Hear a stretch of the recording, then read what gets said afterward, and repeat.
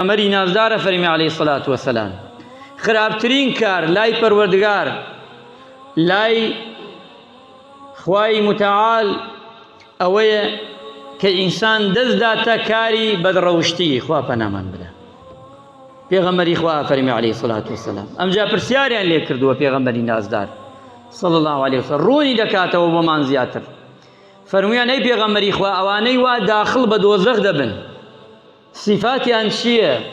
زۆرینەی ئاهلی دۆزەخ خوا پەناماندا بۆچی چوونەتە دۆزەخەوە؟ پێغەمبەری خوا فەرمی عەلەیهی سەڵات وەسەلام ئەلفەم وەلفەرج زبان و دامێن زۆرینەی ئاهلی دۆزەخ خوا پەناماندا ئەم دوانەیە. بۆیە پێغەمبەری خوا فەرمێ موسڵمانی ڕاستەقینە یەکێ لەوانەیە زبانی بگرێ یان پێغەمبەری خوا فەرمێ هەر کەسێ دووشتم بۆ زەمان بکە ئەو من باشتی بۆم سۆگەر دەکەم بۆی زەمان دەکەم ئەوەی دەمت بگری و دامێنتش بگری هەرگی لە خراپە و خراپەکاری ئەمە پێغەمبەر گیانە فەرمێ من بەهەشتی بۆ زەمان دەکەم. زۆرینەی ئەهلی دۆزەخش ئەمانەن کە داخڵ ئەبن بەم کردەوانەی کە دەیکەن خوا پەنامان بدە. ئێستا ئەبینی لە ظروف و زەمانی ئێمەدا ڕەواژ دەدرێ بەوانە. ئیمامی عومەر ڕەزا و ڕەحمەتی خوای لێبێ چینە لای ئیمامی عومەر ئەفەرمێت ئین الله لا يعذب العامة بذنب الخاص.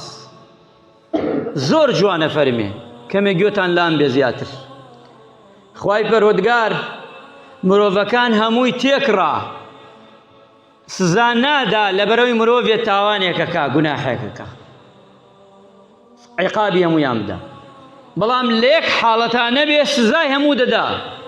ئیمامی عومەرە فەرمێ ولكن بەڵام إذا عمل المنكر وجهرا ئەگەر خراپە و خراپەکاری بەدڕەوشتی بەعەلەنی کرا بە ئاشکرا کرا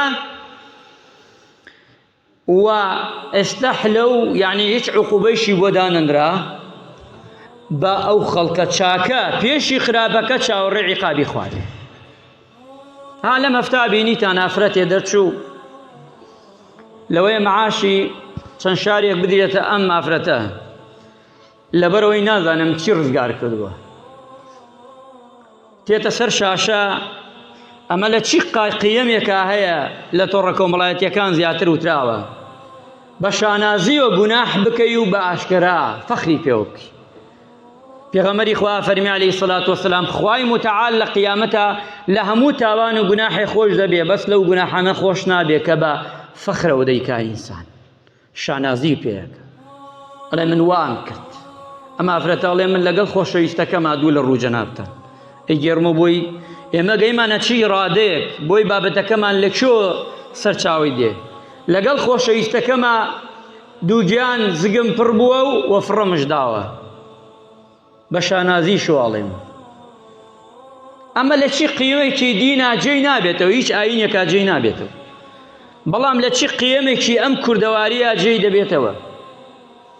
ئەمە ئافرەتێکە یعنی چی؟ یعنی ئافرەتان گوناح و تاوان بکەن و بە ئاشکرا و بە فەخر بڵێن زۆر شتێکی سادەیە.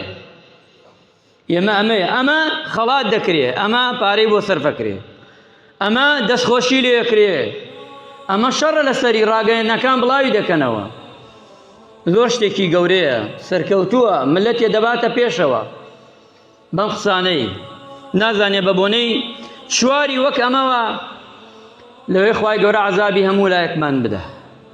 ئەبێ وریابین چونکە ئینسان مرۆڤ هەتا بینی خۆی خوا تاوانی کرد بگەڕێتەوە و پەشیمان بێتەوە خوا لێ خۆش دەبێ بەڵام ئەگە ئاشکرا کرا بە عەلەنی گوناح تاوان سەرپێشی کرا ئەوە وریابین ئەبێ